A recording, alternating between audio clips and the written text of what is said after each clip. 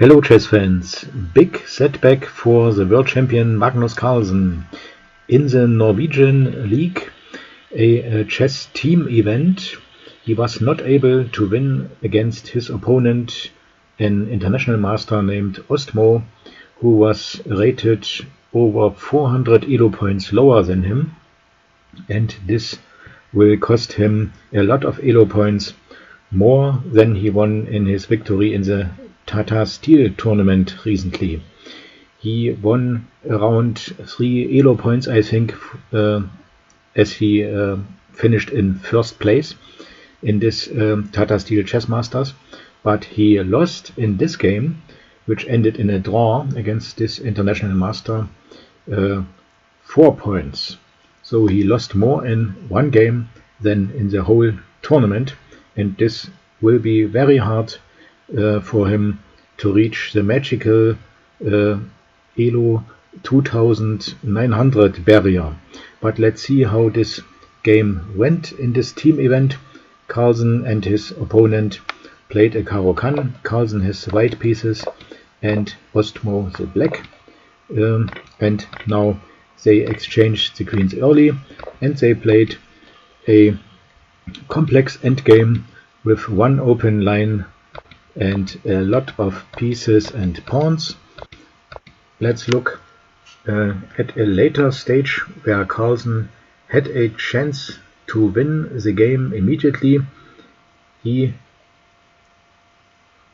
played in this position a rook a8 check, but this is no problem for black. He can react with bishop b8, and this game will be continued.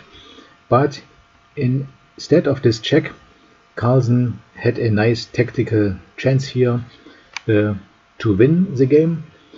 The position is better anyways for white. At least black has a lot of weaknesses here which can be collected. Also the white pieces are better than the black ones. Just look at this rook in the corner, and also the bishop here is not very good. But Carlsen overlooked a very nice tactical chance here. If you want, you can pause the video and try to find it for yourself. And I tell you the solution now. It is not so hard.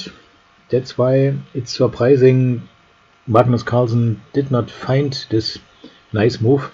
It is a deflection move.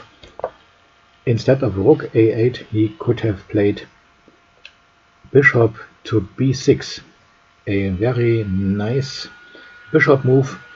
And the reason is for this move, he wants to deflect this bishop here to b6, and then he can give the check, and this skewer collects the rook on h8. Let's see if he takes. He can give the check, and then he is in exchange up and will be winning more material. Just have a look at these pawns. But I am sure this international master would have seen this, and he would have moved the bishop to another square, because this bishop on c7 is now hanging. This is obvious. He can move it here, or even to d8. Let's see, if he moves this bishop here, then the rook simply would collect more material. On g7, if he moves the bishop here, the same, and more pawns will fall. And if he moves this bishop, let's say to d8, which also not loses the bishop or the rook, but he simply would exchange and take not with the king because of this. He would take with the rook, but also the pawn can be collected and maybe more. Okay, let's look at this critical position again. He did not find the bishop b6 tactics. Instead he gave this check, and after the game move bishop b8 they played a long endgame, and let's look at the 80s move here. Will this be a happy end? I think at least not for Carlsen, because here you can see every side has a passed pawn and every player was able to blockade the opponent's passed pawn.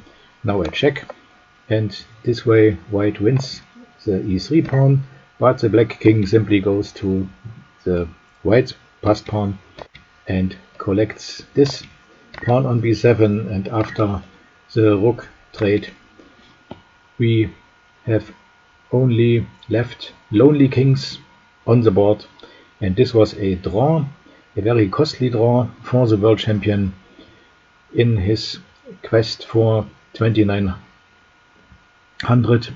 This is a huge setback. This one game in the Norwegian Chess League in this team event cost him more points than he won in the Tata Steel Chess Masters, so he lost all his points from his victory, and this is indeed a bad beat for Carlsen. But congratulations to international master Ostmoe. He played a good game. A draw is a huge victory in this sense, and even with the black pieces he achieved this very nice result. Okay guys, I hope you liked this game or this tactical endgame, and if you want, we see us in one of my next videos. Until then, bye bye.